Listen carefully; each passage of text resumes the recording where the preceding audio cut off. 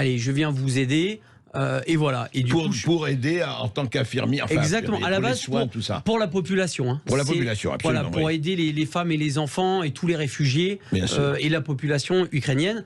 C'était quand vous êtes parti quand? Là, je suis revenu il y a une dizaine de jours. D'accord. Donc, et vous avez passé 16 jours. 16 jours, exactement. Ça. Tout à fait, en 2 fois. C'est ça, en 2 fois, c'est ça. Et vous étiez à Kiev, vous étiez où? Enfin, j'ai fait Kiev, Butcha, le fameux Butcha. Butcha dont tout le monde parle. Oui. Voilà, où tout le monde parle. Nous, principalement, juste pour rappeler ce qu'on faisait, c'est donc des transports d'équipements médicaux et des médicaments vers des hôpitaux précaires et aussi sur les orphelinats. Parce qu'il y a des orphelinats... Vous avez eu des choses assez terribles, je crois. Tout à fait. Alors, je vais assumer totalement ce que je vous dis.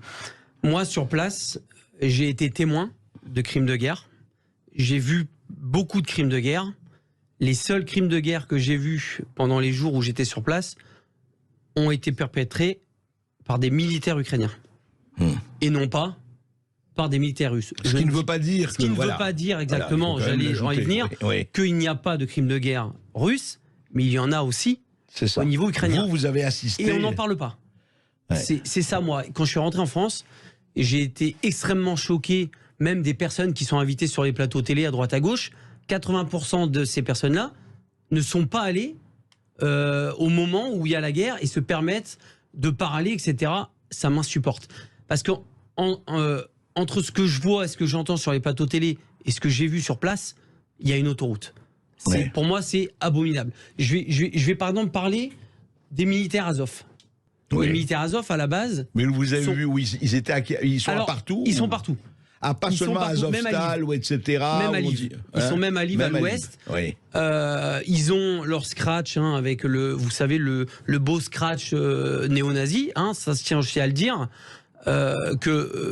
Pour moi, ce qui me choque énormément, c'est que l'Europe donne quand même de l'armement à des militaires, pour moi, néo-nazis, avec un sigle néo-nazi.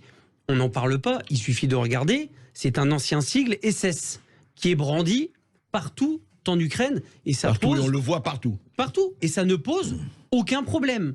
Moi, j'ai travaillé avec ces gens-là, je leur ai donné des médicaments, etc. Vous savez quelles étaient leurs conversations devant moi? Parce que je comprends un petit peu l'ukrainien et le russe et beaucoup parlent anglais. Ils rigolaient de se dire que s'ils croisaient des juifs ou des noirs, qui les dépècerait. Ah, carrément. Voilà ce qu'ils disaient devant vous. Voilà ce qu'ils disaient devant moi, et c'était leur conversation qui les faisait vachement rigoler.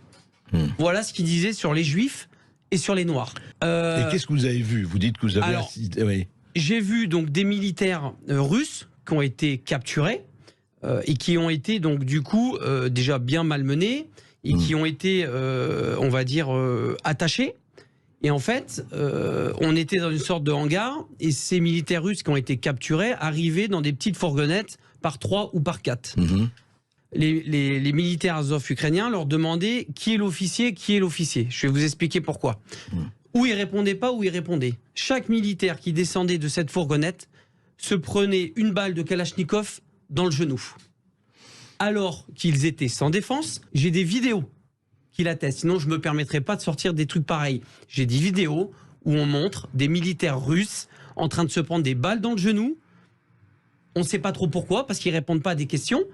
Et les gens qui avaient le malheur donc de dire « c'est moi l'officier », se prenaient une balle dans la tête. Voilà comment ça se passe à Butcha. Voilà comment ça se passe en Ukraine, du moins pour le bataillon ukrainien Azov. Ils pourront dire ce qu'ils veulent. Moi, j'étais là, j'ai vu ce qui s'est passé. Tout ça, on n'en parle pas.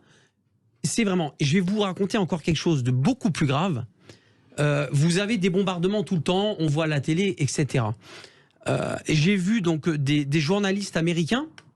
Il y a des bombardements qui atterrissent dans un petit parc que vous avez dû voir à côté de Butcha, entre Butcha, à l'est de Butcha. D'accord. Et ces Américains donc font une vidéo et disent ben voilà, c'est les bombardements russes, ça atterrit dans un parc, c'est inadmissible et tout.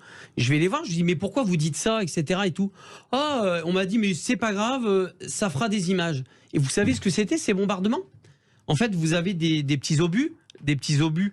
Donc vous aviez, si vous voulez, une cible qui était russe à l'époque, il y a quelques semaines, et vous aviez donc une équipe d'Azov avec qui j'étais, qui était en train de régler donc des petits mortiers pour envoyer des obus qui se règlent, si vous voulez, avec des petites à la main, d'accord. Et en fait, ça avait été mal réglé. Et ça arrive une fois sur deux, une fois sur trois. Donc ces obus, au lieu d'atterrir à 100 mètres plus loin où il y avait justement les militaires ou du matériel russe, atterrit dans le petit parc.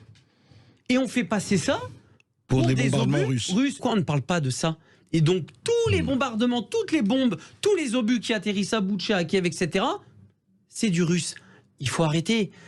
Il faut un petit peu réfléchir. Il y a des deux côtés, les crimes se font des deux côtés. Mais bien sûr, et encore autre chose. Et là, je vais enfoncer le clou, mais c'est pas grave, j'en assumerai les conséquences. J'étais à Lviv, j'étais à l'hôtel, il y a eu des bombardements. J'étais à 500 mètres d'un missile qui a atterri, où je dormais, tout a pété, les glaces, etc. Je vais tout de suite sur place, et en fait, on s'aperçoit que les 5 missiles, il y a 4 missiles qui ont tapé des dépôts d'armement. Des dépôts d'armement qui venaient d'Europe, qui avaient été stockés à Lviv en attente que ça soit amené à Kiev et dans des unités. Vous savez où est-ce qu'il les stocke, l'armement qui arrive d'Europe? Eh bien, il les stocke dans des locaux et dans des maisons civiles, sans que les gens le sachent.